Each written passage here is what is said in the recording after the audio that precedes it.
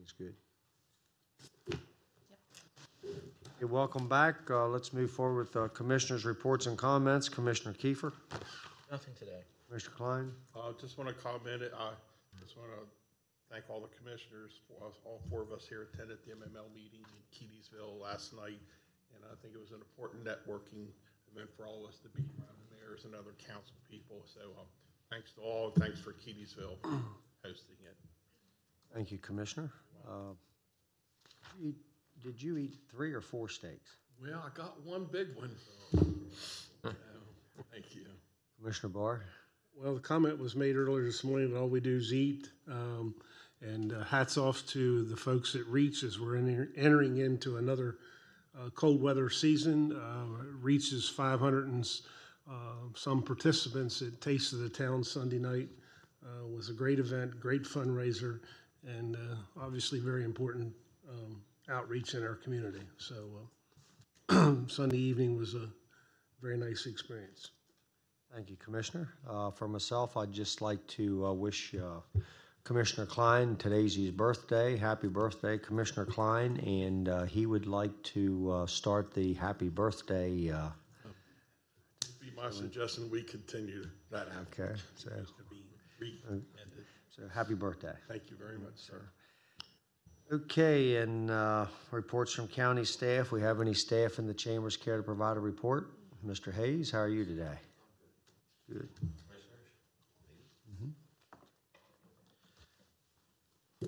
Good morning. David Hayes, Director of Emergency Services for Washington County. Just wanted to take an opportunity here to provide a real quick brief of a partnership we're working to establish, or at least consider establishing, with the City of Hagerstown, more specifically the Hagerstown Police Department. And I don't know if the commissioners are aware, but in 1996, the Hagerstown Police Department began phasing out their police cadet program. And about 3 or 4 weeks ago, the police chief and Captain Langston had met with me and made a proposition or proposal to where we could potentially begin a collaborative effort where they would begin to reestablish their cadet program. And we continue to look out for those opportunities where we can collaborate across boundaries and provide potential budget savings and also working relationships that benefit the citizens of Washington County. So in a sense, what we're looking at and what they know from that is the 37 known cadets who were part of the nearly 4-decade program. Back when they had the cadet program, 64% of them either retired from the police department after 25 plus years of service or are still actively employed. Conversely, comparable to today, from 2012 to 2017, they hired 58 police officer applicants. Currently, only 10 of those, 17%, remain with the police department. So their effort, and they believe that the cadet program will provide sustainable results for them. And the group we're looking at is the 18 to 20-year-old, because at 21 they would be eligible to be hired as sworn police officers. So where we're looking at the partnership potentially coming on board is in the Emergency Communications Center, where we continue to work aggressively to attract new staff. And in this case, these would be the equivalent of almost a part-time staff, even though they would work full-time with the Hagerstown Police Department. So going forward, what we looked at is a potential budget savings, potential increase in our staffing pool, and less mandates for our staff in the world of overtime. So at this point in discussions, what we see from this is a lot of positives. Now, remember, we have no firm commitments. We obviously would have to get the final details of this program worked out with the city agencies and then bring that back for the commissioners to review and hopefully consider for approval in the future. But we wanted to get that on the table. I know Chief Kiefer plans on presenting, doing a formal presentation to the mayor and council, I believe as early as next week. And then hopefully soon after, we'd be in a position with senior staff to do a review and come to this body for consideration likewise. But again, unless you've got any questions, just wanted to give you a little preview of what we're working for and continue to show that our efforts are working to find collaborative opportunities with our partner agencies. So any questions? So it'll be more than just training for the city police department. It'll be training for emergency services throughout the county. Right. So where they would get this pool from is the current Tech High program, the criminal justice program. And you've heard me say this before, and I think many county staff share the same thing. We have an untapped pool there that sometimes we let walk out of our doors, not intentionally, but it's just part of the program. So these cadets would be hired out of the criminal justice program after graduation, and again, we'd be able to keep them employed here in Washington County. They would be employees of the city of Hagerstown. So the benefit to the county is they wouldn't be our employees, so we wouldn't carry the other subsequent benefits. But, and then the sheriff has also expressed an interest in exploring the same opportunity. So we have a meeting later this week between the city police chief, myself, and Sheriff Mullendore to look at what opportunities could be there and see if we can create a three-way partnership in this. Our benefit is they'd work in the emergency communications center. We'd train them as dispatchers and communicators, and we'd have them for at least 3 years.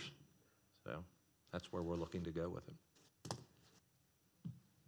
Okay, any other questions, comments? Apprenticeship program. Very similar, yep.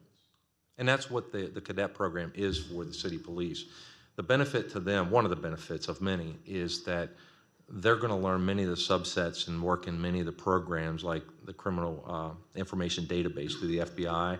They're going to get a lot of those experiences for up to 3 years with us. We'd get about half of their time. They'd be full-time employees for the city, but we would get about 1,040 hours. And again, we're talking somewhere in a salary around $25,000 a year. So, you know, it's a benefit there as far as a cost analysis for the county. And at those rates, you know, there's some scenarios for us that would also come into play. They'd be equivalent of a part-time employee because we don't have the benefits, but we'd have them at a full-time schedule, meaning we control their schedule in cooperation with the Hagerstown Police Department. But one of the scenarios, as a real quick example, is that we could potentially have a late call out of a shift, maybe on an overnight, and one of these cadets might be working or assigned that day for Hagerstown Police Department, but we could call across the board and ask them if they had anybody available, and if they do, they could reassign that person to the ECC, thus reducing an overtime or a possible mandatory work situation. So again, the list goes on of things that we can consider as positives, but you know, county staff will look through this thing and make sure that we dot our I's, cross our T's before we make a firm commitment and then bring that for this body to consider. But yeah, I think so. Okay, anything else for Dave? Thank you. All right, thank you. Good update. Any other staff here today care to provide a report? How are you today? Good, how are you doing? Good. Good morning, everyone. Susan Buchanan, Director, Office of Grant Management. I'm here this morning just to announce 2 grant awards for your awareness. The first is from the Hotel Rental Tax Fund, and it is being made to the Cumberland Valley Athletic Club for up to $7,000 in Washington County Sheriff's Office overtime that will be associated with the upcoming JFK Ultra Marathon, which will be held on November 17th. The second award is through the General Fund Contingency Program, and this will be for up to $1,000 in landfill fees associated with the Boonsboro Green Fest's Fall Bulk Cleanup Day, which will be held on October 13th. There's no motion necessary for these. I just brought these forward for your awareness. Any other questions or any questions about it? I'd be happy to answer. Okay, any questions, comments? If none, a motion to move forward is presented. So moved. Motion is second. Any further discussion? Thank you. All those in favor signify by saying aye. Aye. Aye, opposed, 4-0.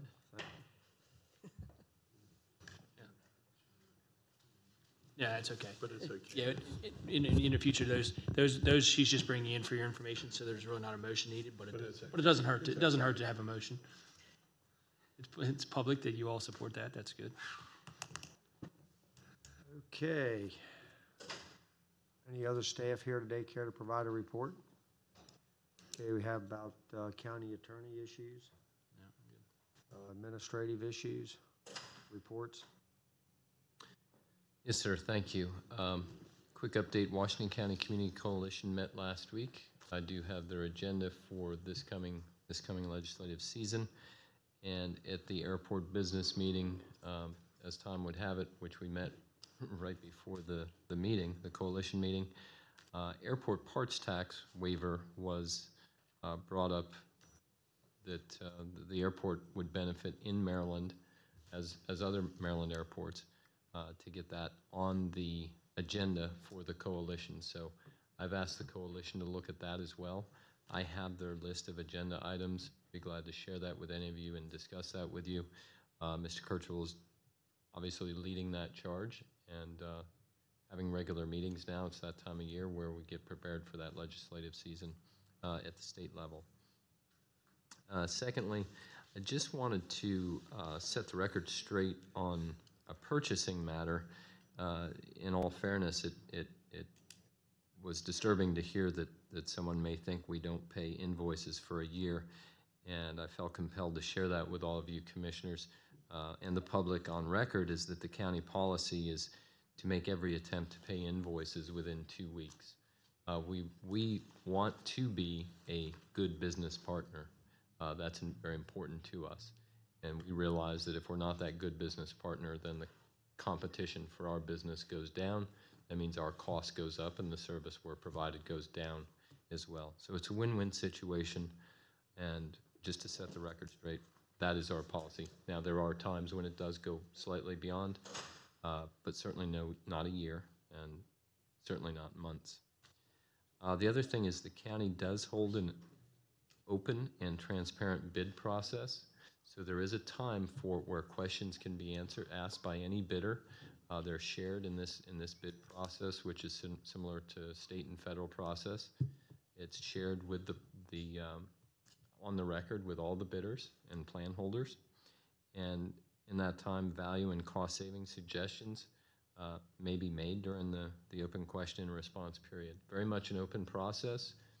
And if there is information on when that process is not open, our procurement agent, Mr. Rick Curry, will be glad to hear those. He reports to our CFO, Ms. Sarah Greaves, and she reports to me. So there's 3 levels there of contact. Please start with Rick, and if you don't get what you're looking for, we will definitely get you the answers as far as bidding. Again, it all goes back to efficiency, and we want to be a business partner of choice with all of our vendors and contractors. So just wanted to set those straight. And the final bit of good news, first, Dave has left, but staff is seeking any type of collaborative effort we can have with the city, and this one addresses some 911 issues, plus it addresses efficiency and cost, and as you said, Commissioner Barr, attempts to address an apprenticeship type program. So with the city chief, and just spoke to the sheriff late last week, really trying to encourage that as much as possible. If it became a commitment, we would certainly have to include that in the budget for the following years. At this time, we're still in those details, but it could become a commitment, possibly with your approval or the next board's approval in the following fiscal year. So we're not in that part yet. Right now, it's just part-time and overtime portions of the budget in Dave's budget that we would be looking at. And also in collaboration with the city of Hagerstown, they are doing some dredging at the pond over by the park, or lake as they like. Pangbourne Park. Pangbourne Park, I'm sorry, thank you for the correction. And we are going to use that pond material, make every effort to use that pond material as cover, so it doesn't have to come across the scales and be weighed. So that'll be a significant cost savings in the thousands of dollars for the project. Again, anything we can do to work with the city and the towns is where we want to be because we need each other as much as possible. So, thank you.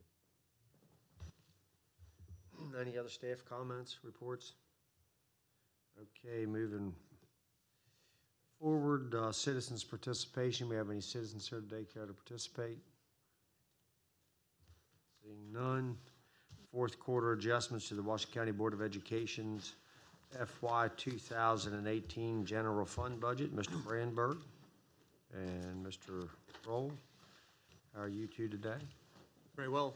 Good morning, Commissioners. Good morning. You've been presented with the fourth quarter adjustments from FY 18's operations for the Washington County Board of Education.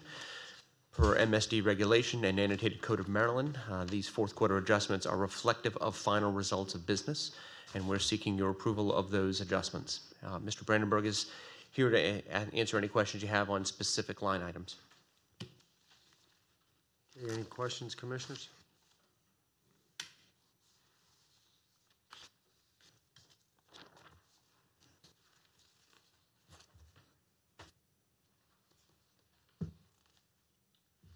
Okay, if we don't have any questions, we'll need to move forward. You all have anything else to add? No, sir. Okay, if none, motion to approve. So moved. Second. Motion and a second. Any further discussion? All those in favor signify by saying aye. Aye. Opposed? 4-0. Thank you. Thank you, Good gentlemen. luck.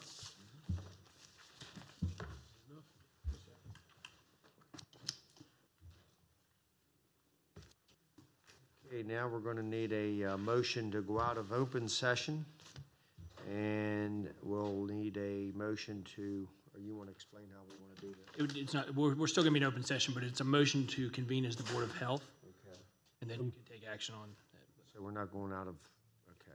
No, we'll be in open session. You'll just be operating as the Board of Health for this particular item, Motion to go into to convene as the Board of Health. Okay, we need a second? Second. Motion and a second. Any further discussion? All those in favor signify by saying aye. Aye. Opposed, 4-0.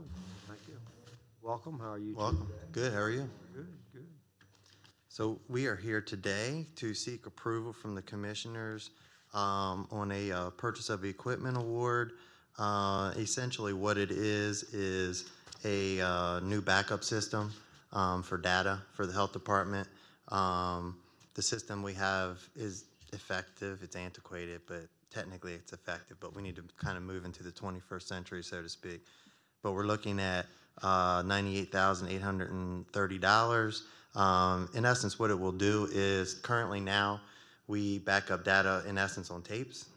So should we need to, the system go down or some disaster happen, we have the data and then you basically have to reload data and all that good stuff. The system that we are want to move to would in essence house everything on servers. And it would be also duplicated on a server that's off-site.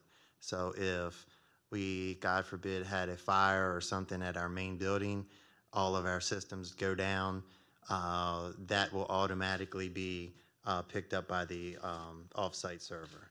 If we were in a situation where both servers went down, don't know that we would ever face that, but hypothetically, once we got new servers, all that data would be up and running within minutes. So our antiquated system is antiquated and it's sort of time to move forward. We were slightly out of compliance with some of the guidance from the state health department and in the state of Maryland. So it's time for us to move forward. Okay, any questions, comments? If none, we need support to recommend the motion. So moved. Second. Motion and a second. Any further discussion? All those in favor signify by saying aye. Aye. Opposed, 4-0. Thank you all very much. Thank you, appreciate it. Okay, now we need a motion to reconvene. So moved. Motion and a second. Any further discussion? All those in favor signify by saying aye. Aye. Aye. Opposed, 4-0. Thank you. So now we're back to normal. Okay, let's move forward to the, I don't see him, so, a little early. Touch early, so let's take a short recess and unless we want to go to the 11:25 item, fiscal year 2018 preliminary year end summary. Sarah Greaves, do you want to do that now, commissioners? Okay. How are you today? I'm great. How are you? Good. Good. I feel like I should have mentioned something in staff comment. Is it okay to mention it now prior to my? Right with me. Okay. So just for the commissioners, for clarity on the pension liability that was recently in the newspaper, I just wanted you to be aware that that change did occur in 2017. And it was made, we had an actuarial change, so we had change in our actuarial during that time. So they had changed some of our assumptions.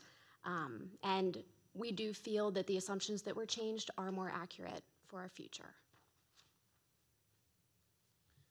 Do you have any questions about that? Well, you just mentioned the year 2017. Yes, that is where that increase in liability occurred. Yes, so not for 18, but Fiscal year. Fiscal year 17, the 53 million. which is planned in calendar year 2016. So when were you hired? What was your hire date? Oh, my hire date was in 2012. No, I'm sorry. CFO. Oh, in February of this current year, 2018. And to follow up on that, Commissioners, as discussed with you in staff goals and reported, current staff is preparing methodology to proactively program COLAs for employees and retirees both, and the method that will be presented will help changes such as those experienced in 16 and 17 not be as abrupt. Now, part of it was because of the actuarial change in company, so that was part of it, more conservative assumptions, but also part of it is the fact that we currently don't have a methodology, a programmed COLA. So what we're looking to do is present to the board that program methodology that is better for the budget and better for planning purposes. And that'll be coming before or the next, but we hope to have that out soon. We'll have to prepare that. Yes. Okay.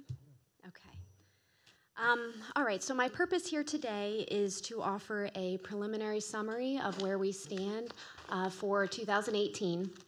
Please keep in mind, this is not all-encompassing, it's not comprehensive, it doesn't include every fund, but it does include some key items that I wanted to share with the board. The first item is that, two funds stuck out this year that are going to need additional cash appropriation from the general fund. Those two funds are the Highway Fund and the Golf Course Fund. So the Highway Fund expenses for 2018 did exceed revenues by $1 million. This is a result of the revenues coming in slightly under budget and the expenses coming over slightly as compared to budget. An example of this could be the salt and equipment for the snowstorms. That alone came over budget by $450,000. However, there were other savings that could be netted against that overage. So to keep the fund out of the negative, support of about $700,000 is going to be necessary from the general fund. And I also wanted to note that expenditures related to the flood are not a part of those figures that I just gave you. Those expenditures are in the general fund, and we will be getting reimbursement for some of those, okay? So in addition to the Highway Fund, the Golf Course Fund had an operational loss of around $77,000. In looking at cash reserves from last year, they were under the reserve requirement by $162,000. So therefore, we need to make up that difference for both of those years. So we're going to transfer around $250,000 in cash to the Golf Course Fund to make that fund whole. Any questions on those two items? Okay. All right, so if we want to shift our focus to the general fund, the general fund revenues, we'll talk about revenues first and then expenditures. The revenues did come under budget by about $150,000, which is not bad at all. I did want to let you know that even though we were only $150,000 under budget, there were some key revenues that I'd like to talk to you about, income tax being one of them. Income tax was under budget by $4 million for 2018. This represents our first loss in income tax since 2010. Some of the change can probably be explained by the uncertainty that taxpayers had related to any federal tax changes that would be coming, with their tax planning. But I want to make sure that we note that. We have to keep focused on producing jobs in this county. Okay, so income tax down $4 million. But the good news is we had other revenues that helped to make that whole. So the first revenue, personal property tax, that was actually over budget by about $1 million. Real estate tax was over budget by about $400,000. Recordation tax over budget by about $700,000. Interest income was over budget by $1 million. So our interest income has been steadily increasing and actually more than doubled over last year's. So that's fantastic news. Also, we had the sale of, I think it was Conococheague School. We had a gain on our sale of assets of about $500,000. So that was great. That was something we didn't budget for. So that was fantastic. So with all of the, even though we had the $4 million under budget for income tax, we were able to make it up with the other revenues that we have to balance it out. So that's fantastic.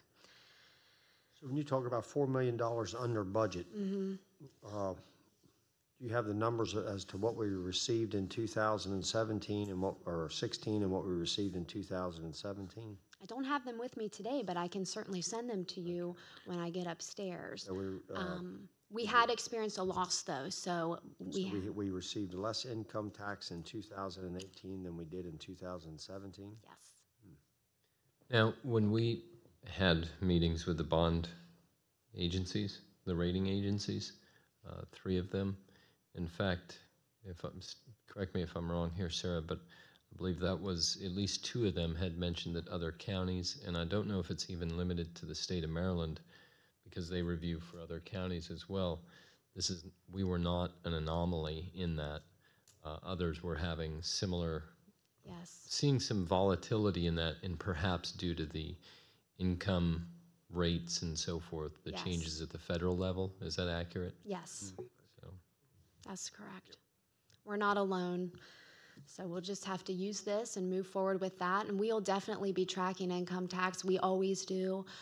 We will continue to give you updates on that for FY19. So we'll be able to use this information as we move into the 2020 budget season as well. So on the upside to that, efficiencies like trying to garner all of the income out of current assets, interest income, for instance, efficiencies due to staff, and has helped make up for that, and made that change quite a bit different than what it could have been.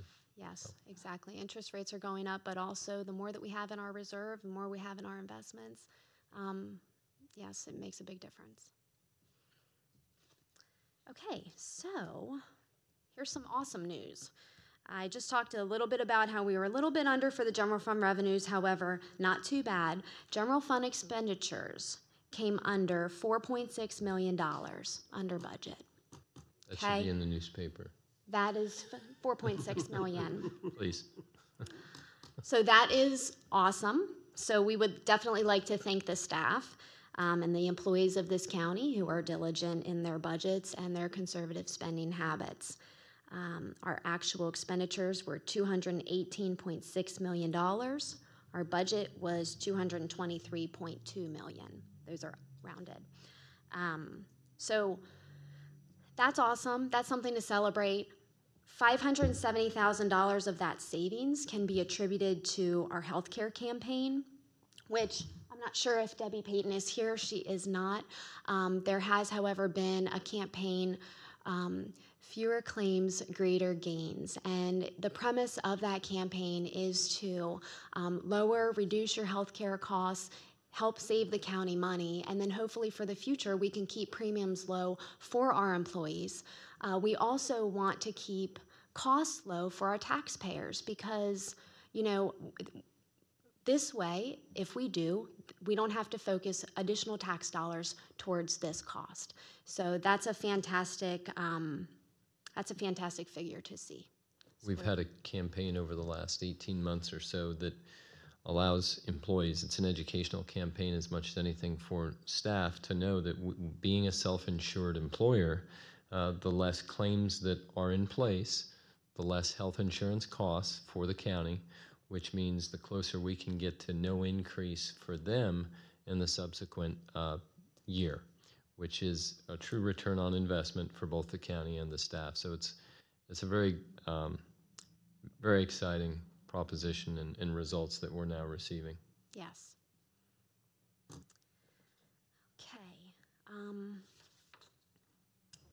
All right, so I think for the last bit of my discussion, just wanted to remind the commissioners that the general fund reserve requirement is 17% of general fund revenues.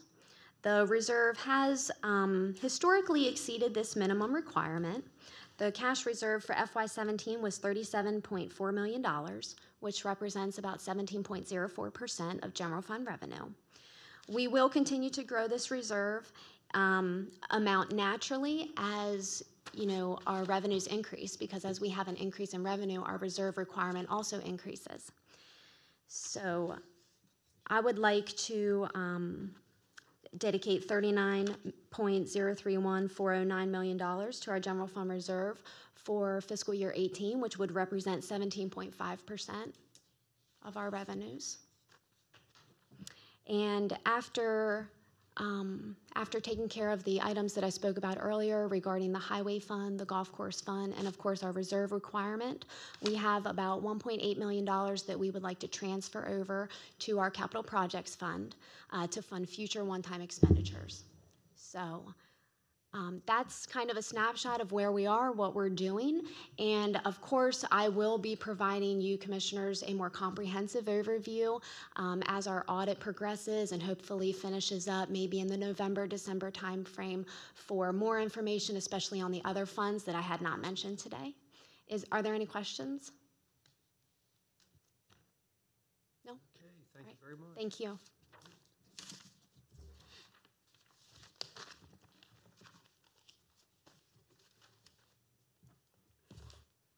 Okay, Keith A. and M. Roseanne Hurst, John and Linda Hurst, Conservation Reserve Enhancement Program, known as the CREP. Mr. Boggs, how are you today? Doing well. Good morning. I want to start out by saying happy birthday to Commissioner Klein. Thank you very much. I was going to shoot you a message on social media, but I thought, you know what, I'm going to see him this morning, so I'll wait till then. Thank you. Thanks for seeing me today.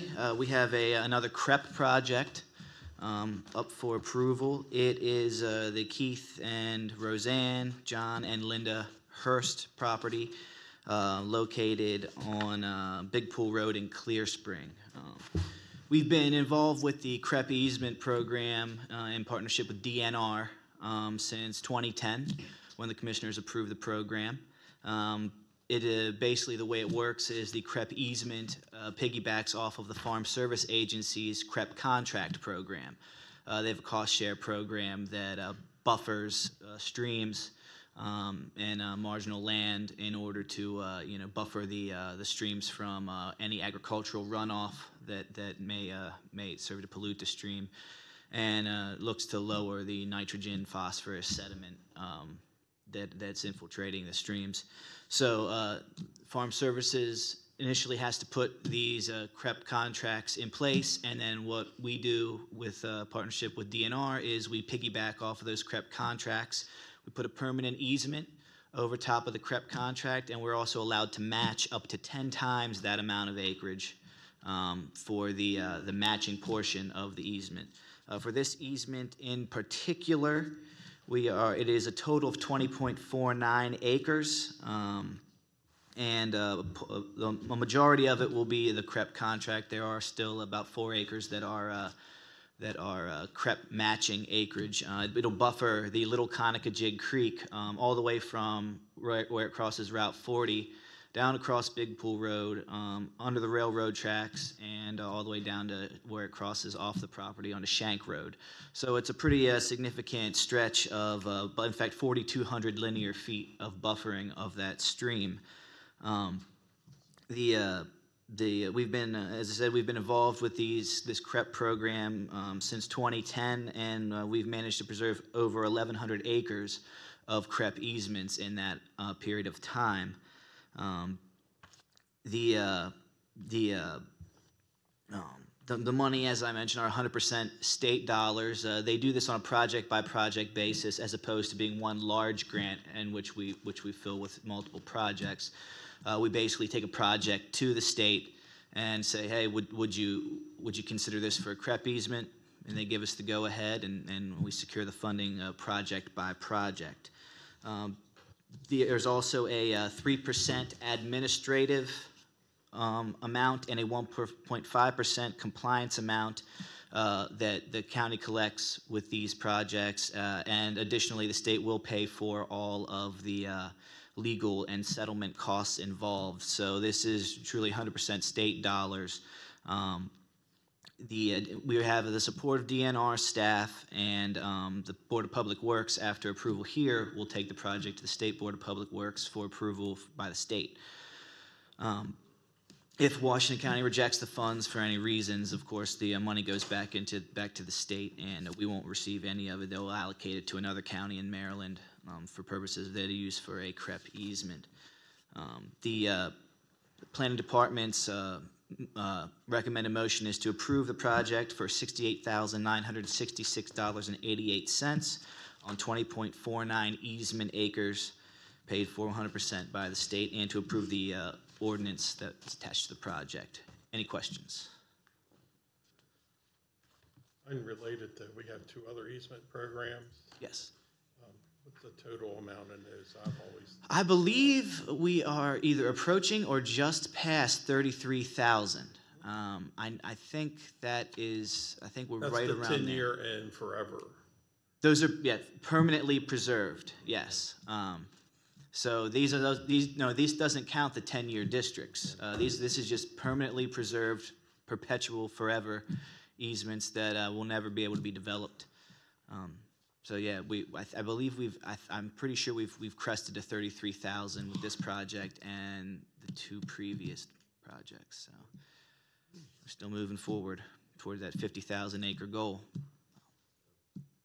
Anything Any else? questions, comments further? If none, need a motion to approve. So moved. Second. Motion and a second. Any further discussion?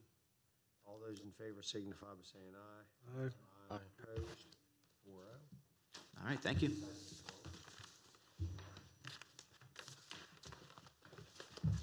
Okay, Conicajig treatment plant enhanced nutrient removal, ENR upgrade, Mr. Bradshaw. How are you this morning? I'm doing fine. How are you guys this morning?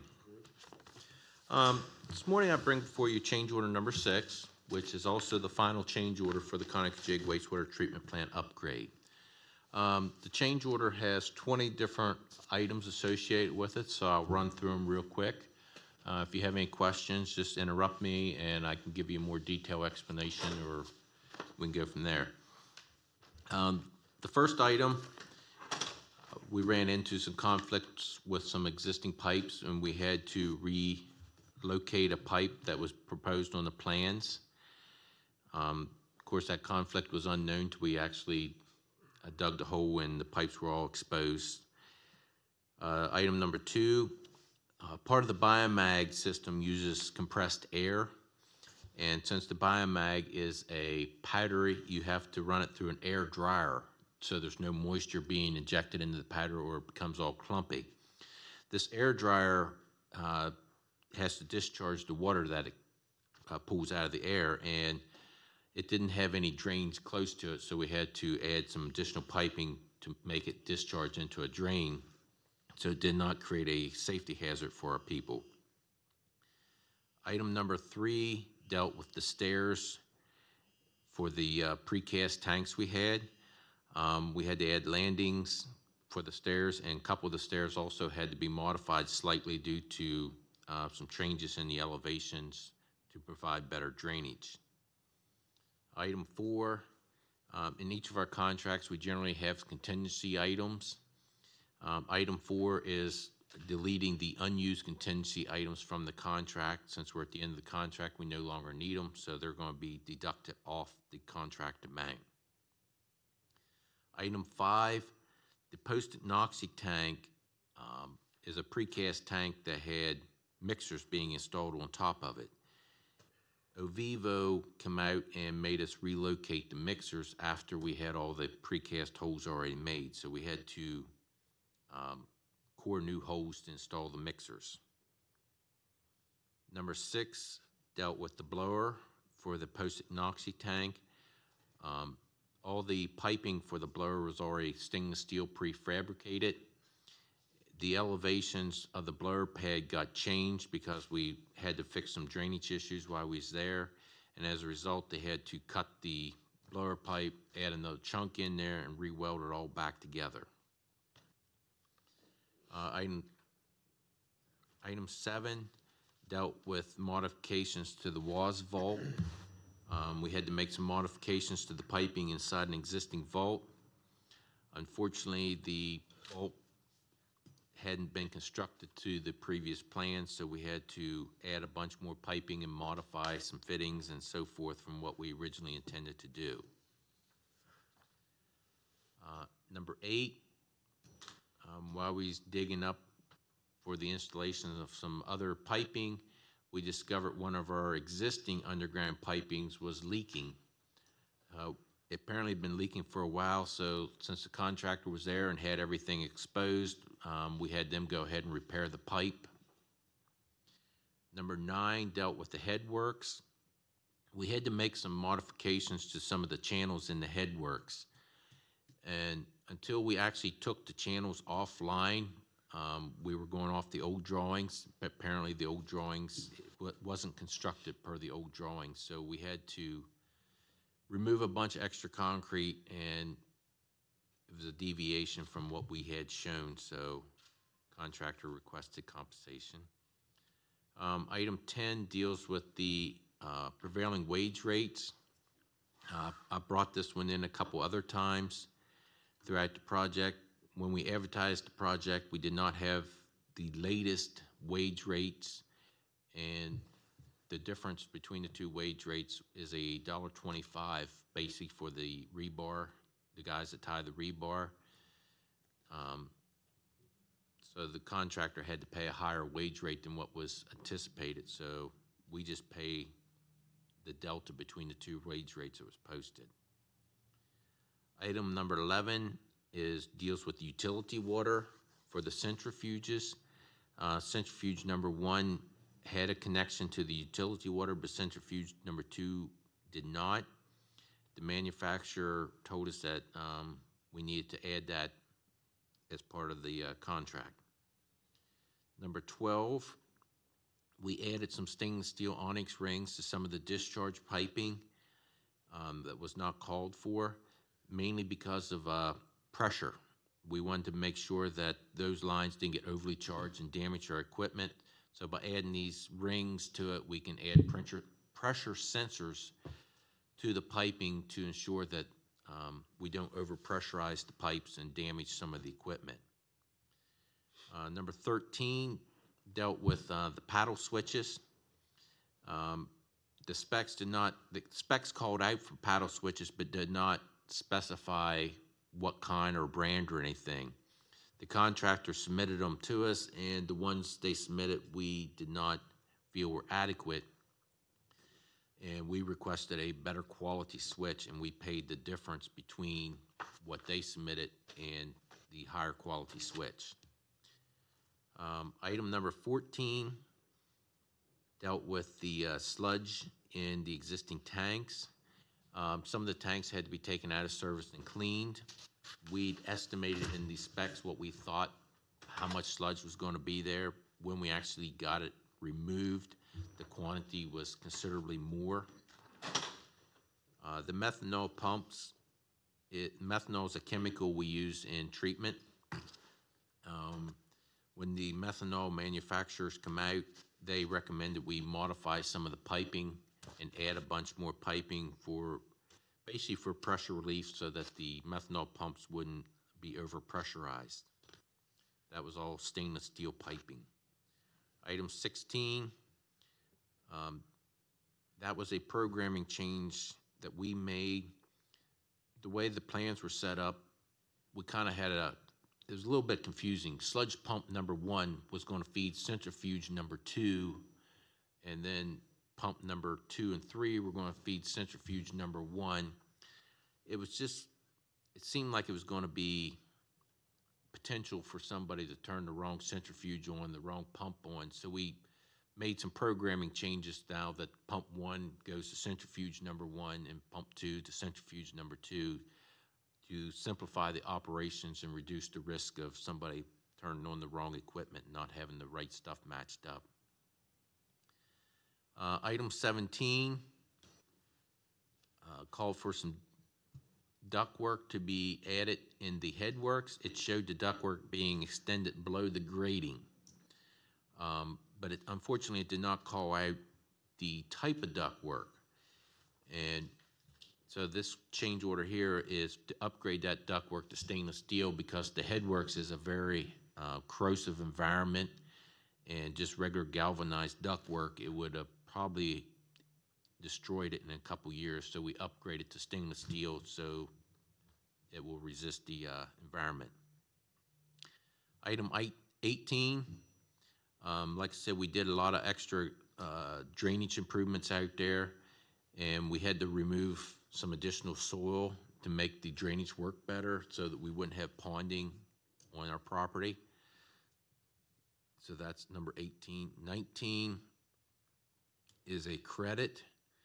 The centrifuges were installed. The contractor had to do a performance test.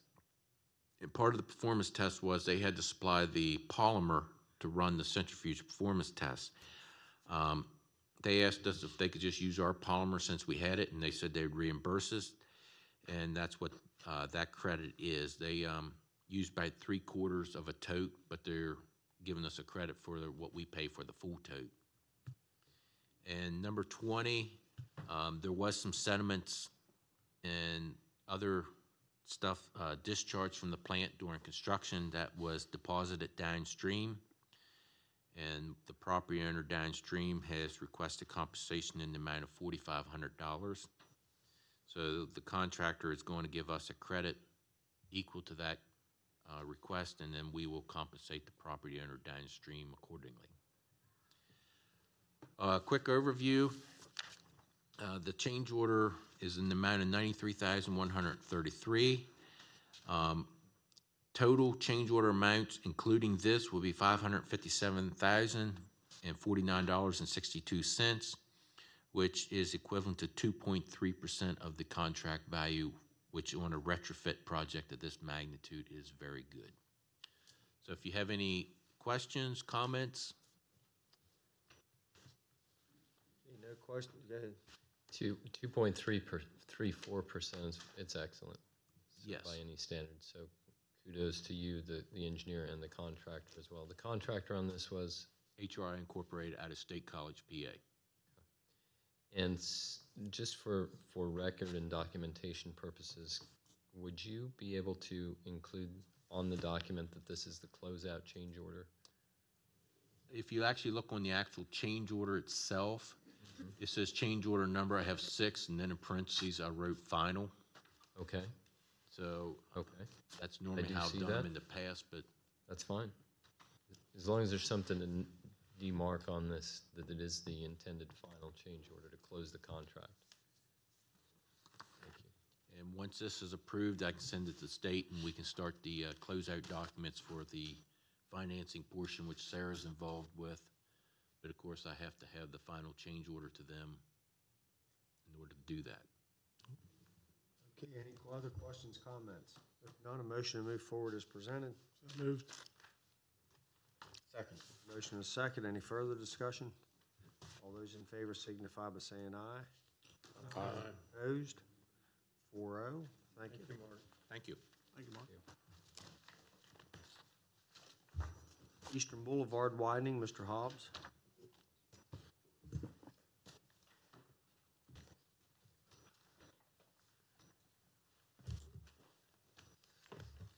Good morning.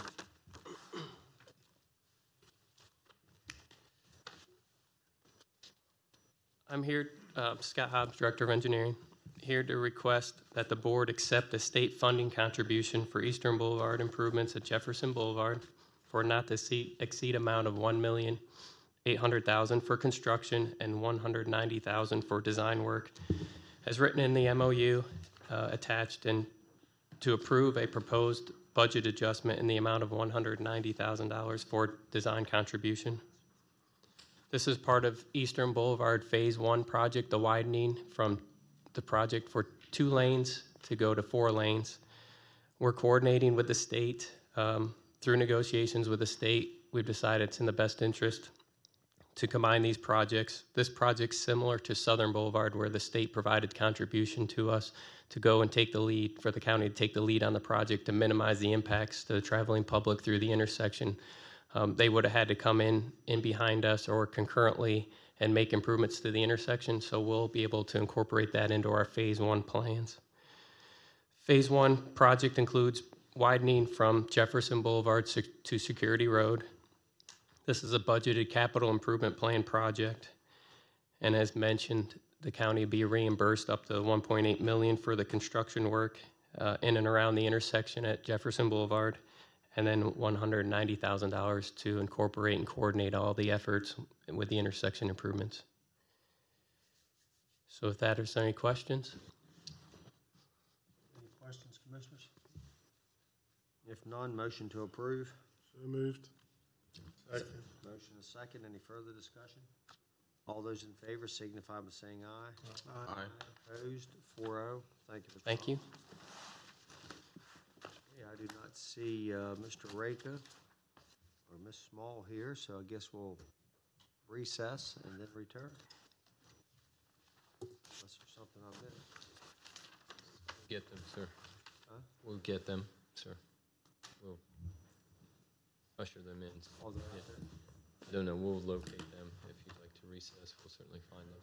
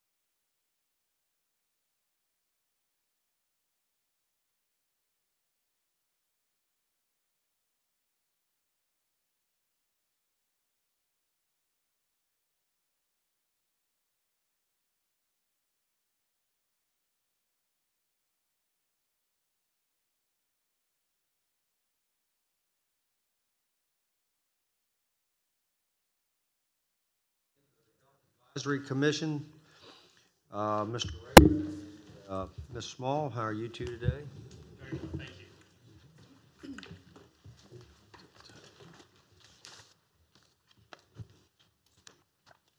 Thank you, Commissioners. Today, we're here not for a motion, but really here to inform and update the process. The history has given the increasing concerns involving workforce and community health and population health overall. The EDC discussed several months ago in the spring about the value of putting together a health advisory board to inform and to educate and assist the commissioners in making the best decisions. The commissioners responded favorably. We did additional research, and the initial research suggested the absence of such an advisory board in most of Maryland counties. The research that we conducted was through the Maryland Association of Counties and the Maryland Association of County Health Officers. And what we learned was significant variation across Maryland counties specific to boards of health advisory committees does exist. The County Health Officers Association indicated that all of the Maryland counties have a similar process to Washington County, except for 2 municipalities. One is Baltimore City and the other Howard County. Both of them have formal health boards / advisory boards. So some of the history in Washington County, an advisory commission to the Washington County Board of Health existed in 2006, 2007, 2008. Based on the minutes that are on file. The group has not met since January of 2008. The previous structure included bylaws, officers, 15 voting members. It was a formal group. There was no clear mission and vision that I've seen in the bylaws, a stated purpose, and no dates are in the bylaws to give me any other context. But we do feel that this would be beneficial to the current environment, to the current structure and the community. So our plan is to reinstate the Washington County Advisory Commission now, consistent with the current structure, and then schedule an initial meeting for mid-October. There are 2 paths we'd like to follow. In addition to reinstating that committee, we'd like to put together a small work group. And the purpose would be to discuss and assess the structure of that committee based on the current needs as opposed to 10 years ago. The group should be small and a short timeline, for example, 3 meetings over several weeks. And the goal would be to provide and report a recommendation to the EDC Executive Committee on the size of the group, the structure of the group, the purpose of the group. The work group membership, I've suggested some names, and I'll explain why I've placed these names. The first would be Alan Twigg. Alan's the Executive Director of Behavioral Health and Community Health at Meritus. The primary reason that I believe he would be beneficial is he's facilitated the last couple community needs assessments. So he's very much in tune with a high-level view of the needs in our community. The second is Kathy Saxman, the Director of Community Impact and Investments from the United Way. And the primary reason is United Way has facilitated the strategic community impact research back in 2012 and 2016. So again, a very high-level comfort with the needs of our community. The third name is Dr. Doug Spots. He's relatively new to Meritus. He's been here about 6 months. He's a primary care physician, but his role is Chief Population Health Officer. One of the current trends in healthcare reform is to address the population's health. And we're starting to do that at Meritus. It is a monumental task to even define what is the health of a population, what does wellness mean, but you'll see a great deal of work occurring in the months and years ahead. Keith Fanjoy is the CEO of the Bester Group, and his assistance would come from the work he's done as facilitator of the Bester Community of Hope. Adam Roberson is a researcher, he's a PhD, he's the executive director of the Community Free Clinic. He brings basically 2 valuable insights. One is his knowledge of the needs in the community through the free clinic, but also his experience and his interest as a researcher. He understands data, he loves to do research. The next name is Earl Stoner. He's the current health officer, Washington County Department of Health, and obviously the health department needs to be involved in this entire process, so his name is included. But there's another grouping of individuals that is very important. I have an inherent healthcare bias, and I have to keep reminding myself of that. I've been in healthcare for 30 years, so when we talk about the health of a population, we can't leave out other important professions. Therefore, the work group should also include someone who can act as a representative to the private industry stakeholders that are subject to health department rules, regulations, and services, but also a person who can act as a representative to the county and city staff that have expert and objective knowledge of the current rules and services. So I've included several names here. From the developer perspective, Rob Faree from the Bowman Group. And from the residential builder work group perspective, Christopher Smith, who's a local builder from Manor House Builders. I do not know either one of these individuals. They were objectively selected based on their intervention in the area, the type of work that they do, and people who have brought up their names. The second group, from a county work group perspective, Steve Goodrich, the Director of Planning and Zoning, and also from the county perspective, Dan DeVito, Director of Environmental Management, and the city group is yet to be determined. All of the individuals that I've mentioned have responded and are interested in serving on this very small but very brief work group. So what we're offering today is additional information. The work group will meet 3 times in late September and in early October. I will facilitate the work group, but I will not offer my insight or knowledge from the healthcare industry. It'll just be a facilitator to promote dialogue. The work group will submit the following to the EDC for consideration and potential approval. They'll submit a proposed structure. Should it be formal, informal, a commission, a coalition, a committee, an advisory board, et cetera. Proposed membership structure and professional representation, such as physician, dentist, veterinarian, social worker, and so on. A proposed purpose or mission, and a proposed meeting frequency. And then in mid-October, the group will get together, look at the current structure, bylaws, and decide what, if any, needs to be changed. Are there any questions about that plan or that process or what we've done so far? Any questions, commissioners? Anything else to add? No, we'll have an update for you in the near As future. stated, we're not going to be taking a vote on this. Yeah, back on, as Mr. Riga said, back on April 24th, this board, Commissioner Kiefer, seconded by Commissioner Barr, moved to approve the reinstatement of the advisory commission to the Board of Health and approve the EDC to act as a lead organizer in this event, in this effort. So, so the formal vote was taken back in April, and I think this was an update today to they've been working to put this group together and to move forward, and I think that they'll come back. You'll come back to the board in October or whenever you're ready to talk to you about the next step, I think. Great. Thank you. Thank you very much. Okay, next is the Economic Development Commission structure, EDC. There'll also be Mr. Raka and Ms. Small. Welcome back. Thank you. Good to be here.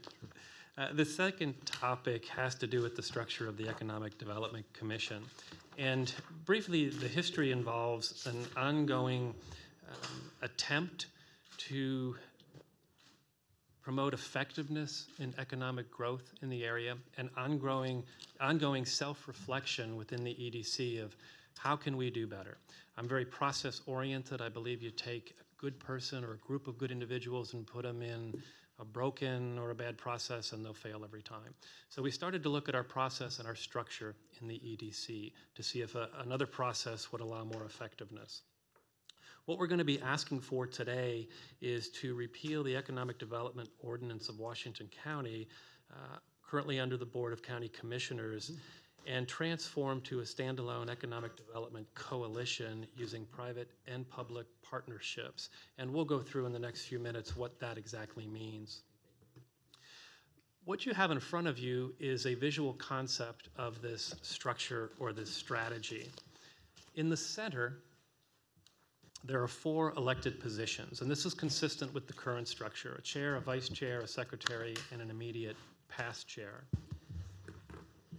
The second circle around that inner core includes key organizations and/or departments that directly or indirectly address economic development issues within the community. The senior leader of each group is expected to represent his or her organization or department on the EDC. This core center circle and the outer ring, the first ring, would represent the executive committee of the EDC. It includes Washington County, City of Hagerstown, Maryland Department of Commerce, Greater Hagerstown, Chief, Visit Hagerstown, and the Chamber of Commerce.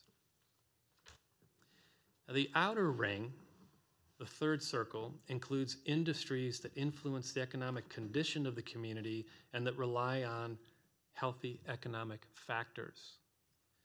The elected individuals in the center circle, the four positions, are representative of the third circle. In other words, the elected individuals will come from this outer circle.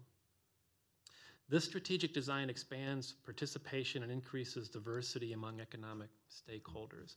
The current structure is very much county-centric.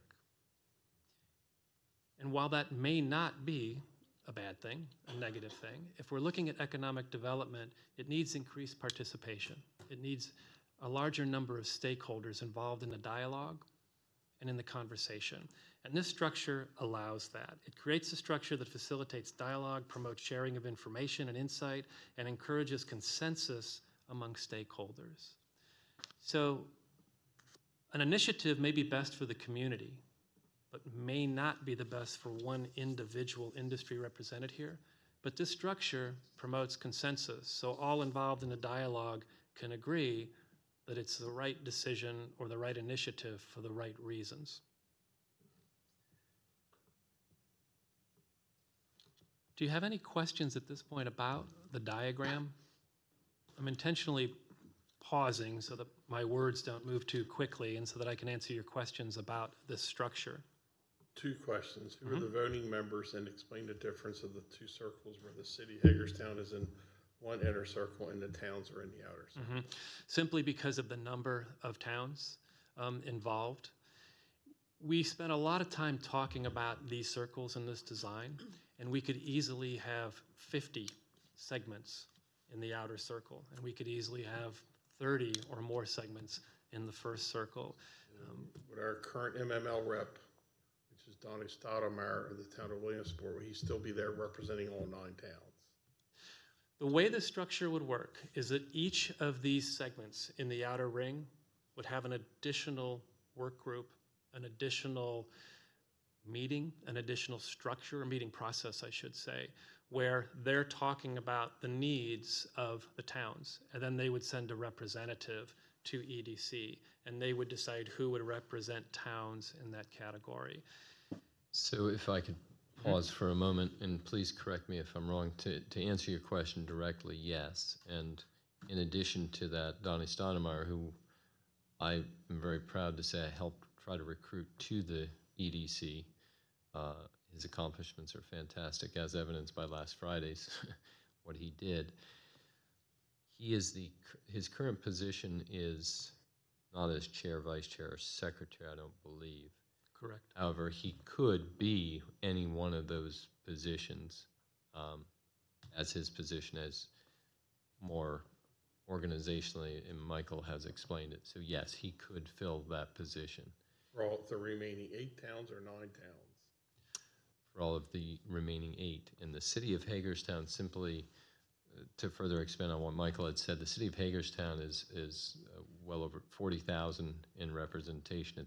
It's a large economic driver, not that the others aren't. Not to disagree. What I heard last night, the other 8 towns add up more population than the city by itself, or close to it. Yeah. So I'm just making sure that the MMLs, being a former council person at the MML level, I just want to make sure that they have equal representation. That's my only point. I was asked to clarify that, and that's what my question is. Sure. Understandable. There really are 2 ways that a town can be represented in this structure. One would be to represent the group of towns on the outer wheel. The other would be elected to the center position. So in theory, you could have 2 town leaders represented in this structure. And the voting part, the outer circle, they have a voting privilege. Yeah, the design is to promote equity The design is to promote dialogue, discussion, and then consensus. So when everyone leaves the room, they've all agreed to disagree. The classic definition of consensus. It may not be the way we would have voted as a healthcare representative, but we can see the value overall for our community, so we agree that we're going to go along with that vote.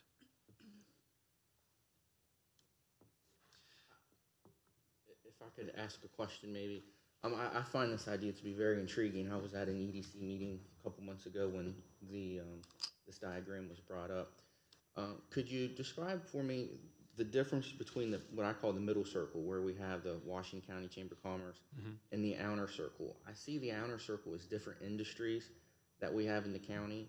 The inner circle is catalysts for moving economic development forward in a way.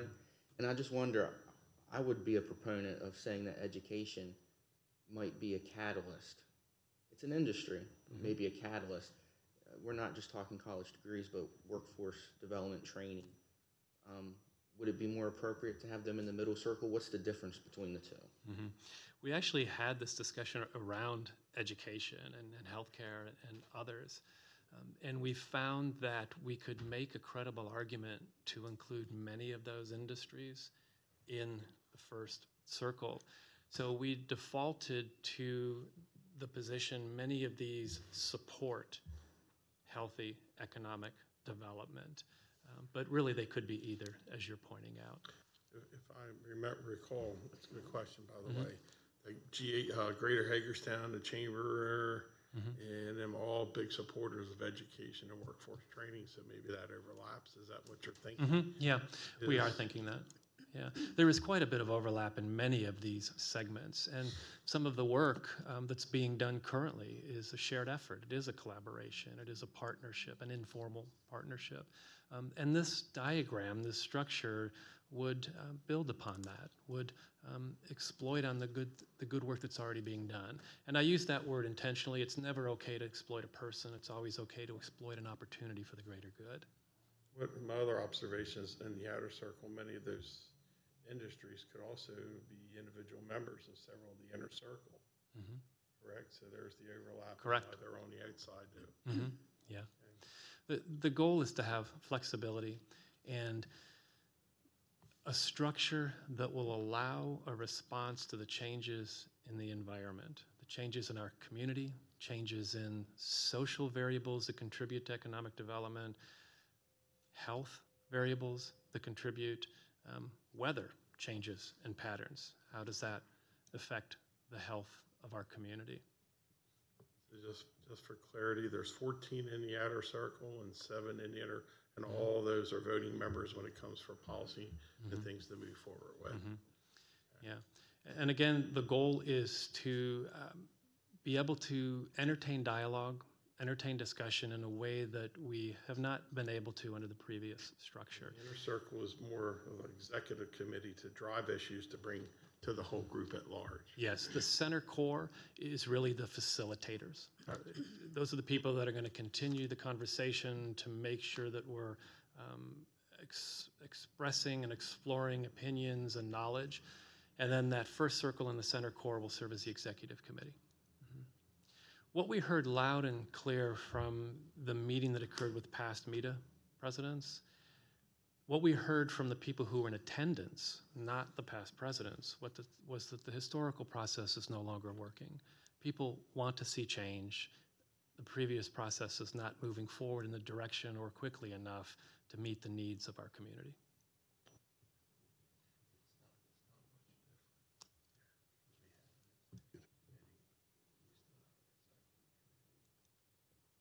Okay, any other questions, comments? Thank you. You're welcome. Okay, we do have a motion there today.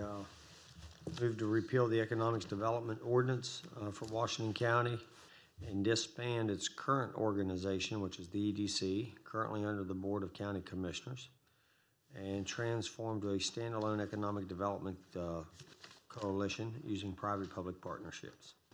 So moved. So that's the motion before us. We have a motion to support that. Second. A second. I have a motion and a second. Any further discussion? All those in favor signify by saying aye. Aye. Opposed? 4-0. Thank you.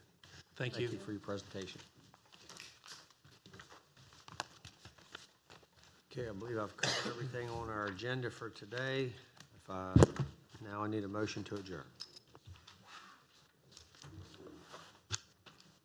What do you got? Motion to adjourn. Oh, motion to adjourn, absolutely. Hip, hip. Second. Motion and a second. Any further discussion? All those in favor?